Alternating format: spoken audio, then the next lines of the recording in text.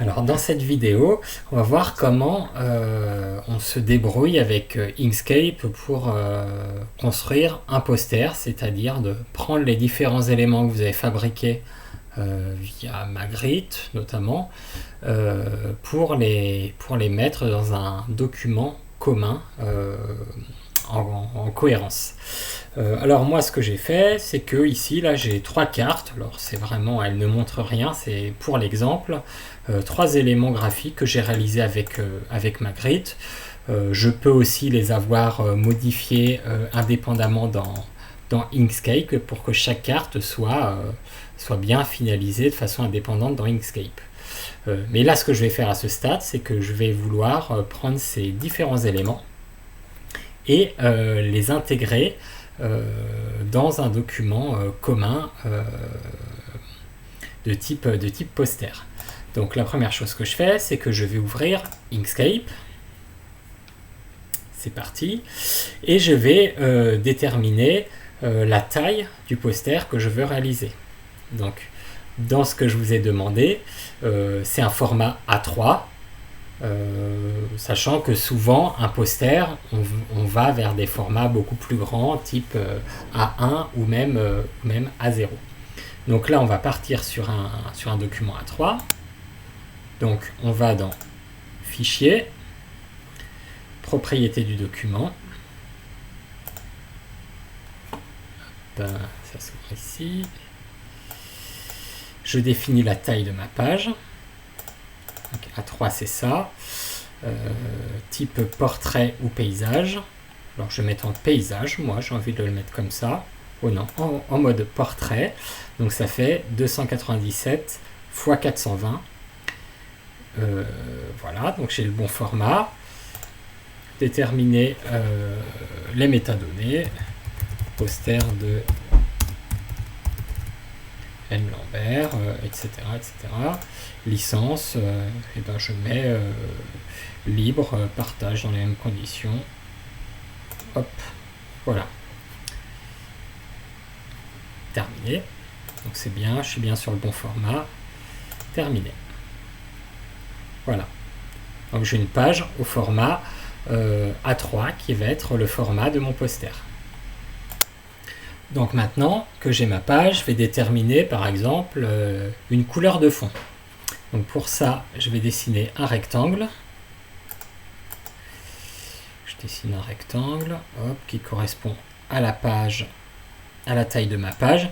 Si je déborde, c'est pas grave parce que de toute façon, j'exporterai que la partie visible.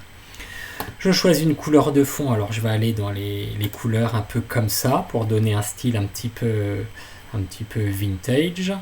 Et je vais, par exemple, déterminer un dégradé. Pouf, comme on l'a vu. Du gris vers le blanc. Quelque chose comme ça.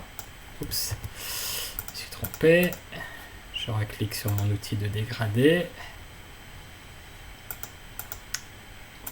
Clac. Donc quelque chose comme ça par exemple. Voilà, ça me plaît bien.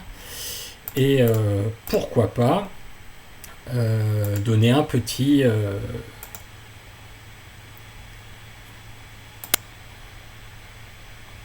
effet du style grain photo. Donc je vais dans les filtres. Voilà, clac. Et j'ai une couleur, un effet graphique qui me convient bien. Donc je vais dans les calques et je vais hop, ça enlève. Et je vais considérer que ce calque c'est le fond. Hop, je crée un nouveau calque.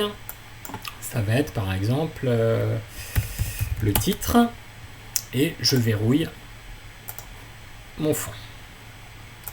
Donc là, je peux commencer à mettre le texte de mon poster.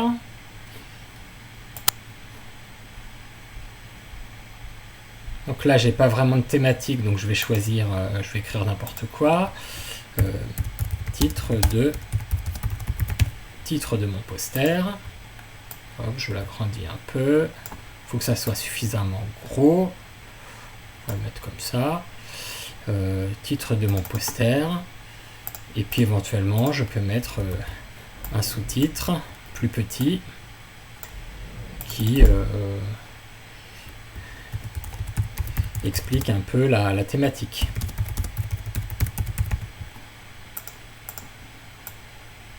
Hop. Je peux éventuellement aligner les différents éléments.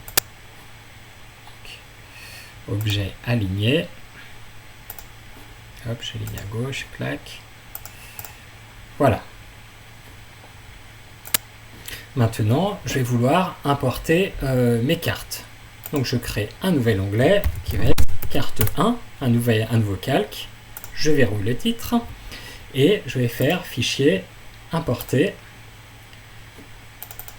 Ici, j'ai mes cartes. Donc je vais prendre ma carte 1 qui est une carte à l'échelle mondiale. Je dis OK. Voilà. Ma carte est importée. Donc si je veux vraiment travailler que cette carte-là, je masque le reste et je peux m'amuser à la retravailler. Donc quand je fais un import comme ça m'importe tout d'un blog, donc tout peut être groupé, donc je peux éventuellement avoir besoin de faire des choses comme ça, objet dégroupé, éventuellement plusieurs fois, et après par exemple je veux supprimer ce rectangle blanc là qui était importé, je clique sur supprimer. Voilà, j'ai ma carte, je peux la retravailler, par exemple changer ici le titre de ma légende, hop, bon titre, retravailler ma carte de façon voilà, normale, comme je vous ai expliqué ça dans les autres vidéos. Une fois que j'ai fini ça, que ma carte me convient, bon ici il y aurait beaucoup de choses à faire, hein, je la sélectionne et je fais objet groupé de telle sorte qu'elle réagisse comme un seul objet.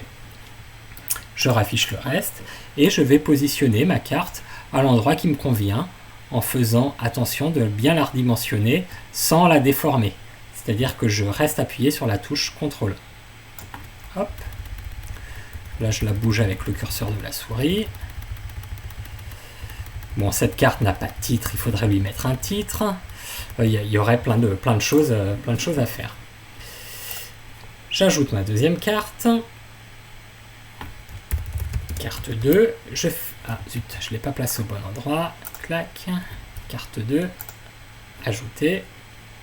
Je verrouille ma carte 1. Je me positionne sur ma couche carte 2 et je clique sur importer. Hop. J'importe ma carte 2, c'est une carte de Paris. OK, tout va bien.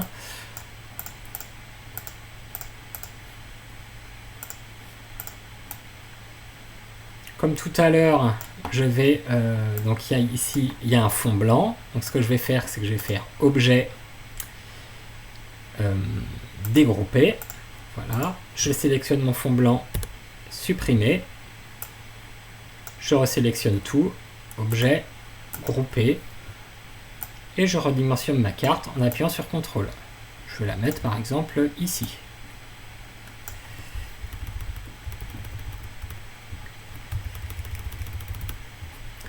Et je vais créer un nouvel onglet pour importer ma troisième carte. Fichier, importer, carte 3. Donc ici c'est la Corse. OK. Même chose. Objet dégroupé. Je clique là-dessus. Je resélectionne. Objet groupé. Et je la redimensionne en appuyant sur CTRL et je la mets à l'endroit que je veux. Par exemple, ici. Donc après, on peut réfléchir au positionnement des éléments les uns par rapport aux autres pour organiser le discours. Je vous ai parlé par exemple du Z de lecture, une espèce de lecture comme ça, clac, puis comme ça. Donc là, il faut réfléchir à la façon d'agencer les différents éléments. Alors on peut avoir envie d'ajouter d'autres éléments, par exemple des éléments visuels, du dessin, des choses comme ça. Alors pour faire ça, on peut aller par exemple sur Google Images. raté.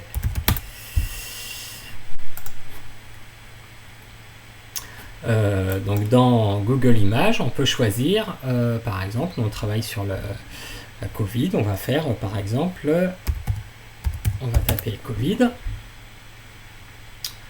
on va choisir des images en noir et blanc, et on va choisir par exemple dont le droit d'usage de ces images est sous licence Creative Commons, c'est-à-dire plus généralement libre de droit. On peut aussi taper, ça marche bien, ça, silhouette, voilà, c'est écrit comme ça, et on a différents éléments comme ça. Alors pourquoi on prend des éléments en noir et blanc? On va voir, je vais vous montrer ça. Tiens, moi j'aimerais bien récupérer ce petit truc là. Donc je vais là, hop, ou celui-là, tiens, celui-là c'est bien. Non, il y a une petite inscription ici, donc ça va pas. Je voudrais récupérer ça. Je télécharge l'image. Tac. Voilà, celui-là me convient bien. Ou celui-là. Celui-là me convient bien. Hop, je télécharge l'image. Je le mets avec mes cartes. Ça va être virus.png. Boum. Je retourne dans Inkscape. Je vais taper un truc, voilà, un calque que j'appelle image. Je masque tout le reste, ça me gêne. Et je vais faire fichier importer virus.png. Boum. Voilà, j'ai une image. Bon, là, je pense que depuis le début, je viens de me dire que j'ai pas sauvegardé. Ça fait une bonne dizaine de minutes que je fais tout un tas d'opérations. Il faudrait peut-être que je sauvegarde. Donc, j'enregistre mon document. Il va s'appeler mon poster. Voilà. Alors, ce dessin-là, c'est une image matricielle ou raster, c'est une image avec des pixels. Si je zoome dessus, on voit que ça pixelise. Moi, j'aimerais bien convertir ça en image vectorielle pour pouvoir éventuellement lui changer la couleur, ajouter un ombrage ou faire voilà, des transformations graphiques comme ça. Du coup, je vais sélectionner mon objet et je vais aller dans ce fameux outil de chemin pour choisir l'option vectoriser un objet vectoriel. Alors là, il y a tout un tas de possibilités que vous pouvez tester, parce que là, on a une image en noir et blanc, donc ça va être très simple, mais on peut faire ça sur des images en couleur, et dans ces cas-là, pour récupérer les différents contours, on peut paramétrer des seuils, effectuer plusieurs passes, etc. On peut inverser l'image pour récupérer plutôt ce qu'il y a à l'extérieur par rapport à ce qu'il y a à l'intérieur. Voilà. Là, ça va être simple, j'ai cliqué là-dessus, je mets valider, et terminé. Alors une fois que j'ai fait ça, j'ai une image, hop, ici, qui est devenue complètement vectorielle. Donc si je zoome, ça ne pixelise pas. L'avantage de ça, c'est que dans Inkscape, je vais pouvoir reprendre cette image et lui changer par exemple la couleur. Si je fais copier, coller sur place, celui-là, là, si je le mets un peu en gris, je vais pouvoir essayer de faire un petit effet d'ombrage comme ça. Et donc, on va pouvoir faire des choses très jolies. Je prends ça, objet, groupé, je le redimensionne, et je vais aller mettre ça, par exemple, ici en haut, là, pour embellir un peu mon image.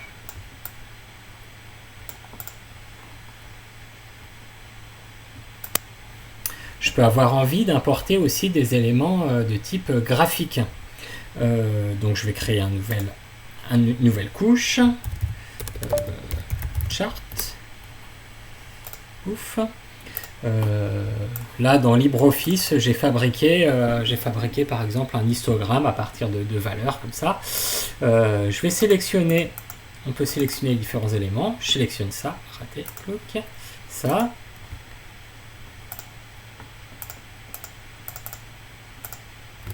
CTRL C, je retourne dans Inkscape, CTRL V, j'ai mon élément graphique qui apparaît ici. Alors de la même façon là, on est en image matricielle, donc je peux le vectoriser, valider, tac,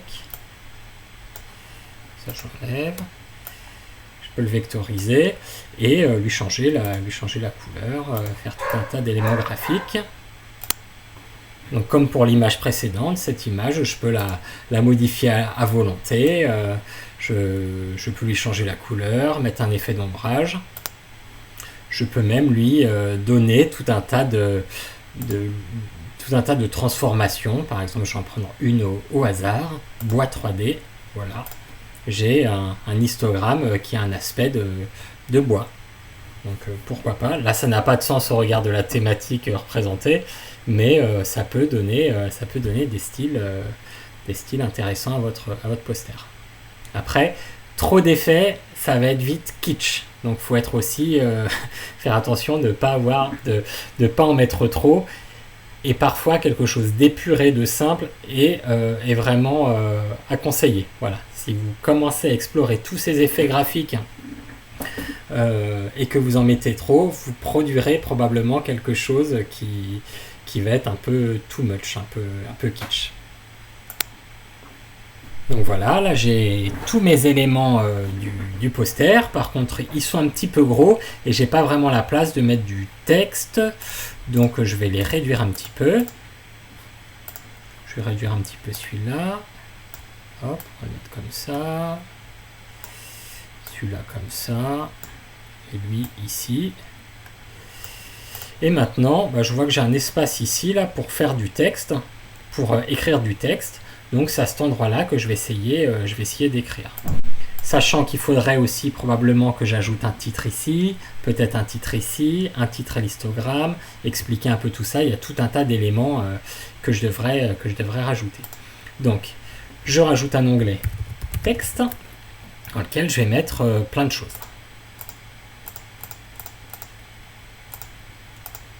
Donc je peux mettre par exemple ici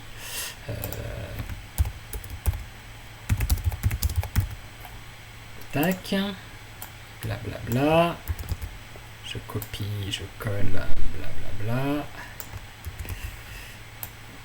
blablabla, hop, ça je le déplace un petit peu, pour que ça soit pas trop collé.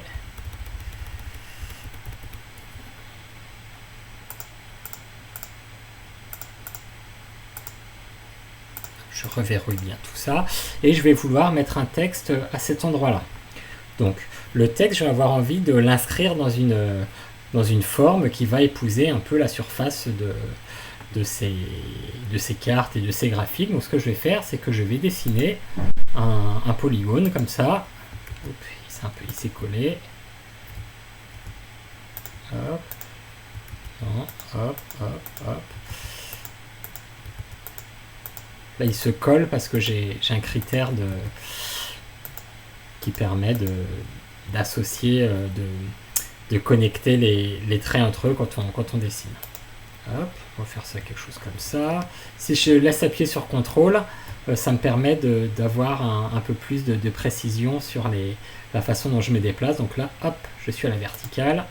Hop, je suis à l'horizontale. Hop, et ici, je vais passer comme ça. Donc là, j'ai une forme dans laquelle je voudrais écrire mon texte. Mon texte, je vais l'écrire ici. Hop. Je ne sais pas trop quoi écrire, à vrai dire, donc je vais aller sur le site Lorem Ipsum.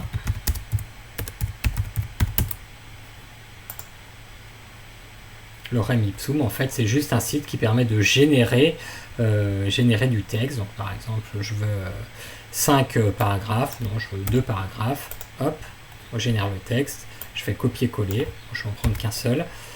Ça permet de générer un texte de test avec un volume de mots, de signes défini. Donc ça peut être pratique là dans notre cas. Hop, coller. Donc ici, mon texte est beaucoup trop gros. Hop. Je vais mettre taille de police 12. Ok, puis là encore un.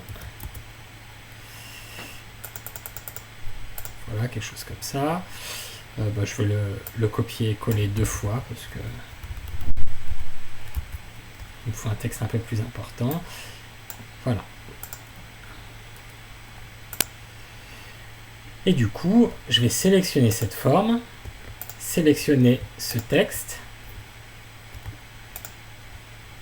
et je vais aller dans Texte. On avait vu qu'en mettant Maître suivant chemin, le texte s'inscrit selon une ligne qu'on a dessinée. Et si on clique sur Encadrer, le texte vient se mettre dans la forme qu'on a définie. Donc après, ce que je peux faire, c'est cette couleur de contour là, hop, je l'enlève et j'ai un texte qui vient s'inscrire pile poil, comme je le souhaite, entre mes figures. Après, ce que je peux faire aussi, bien sûr, c'est mettre des éléments en évidence. Donc je vais dans Texte, Texte et police, hop, ça ne s'est pas affiché, Texte et police, et je mets par exemple en gras. Voilà. Et à la fin de mon poster, il ne faudra pas que j'oublie de mettre ici source, auteur, etc.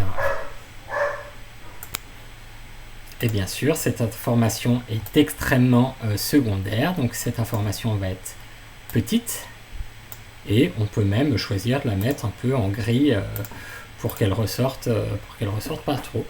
Voilà, et donc je peux sauvegarder, enregistrer mon poster, ou l'exporter au format PNG par exemple. Hop, exporter.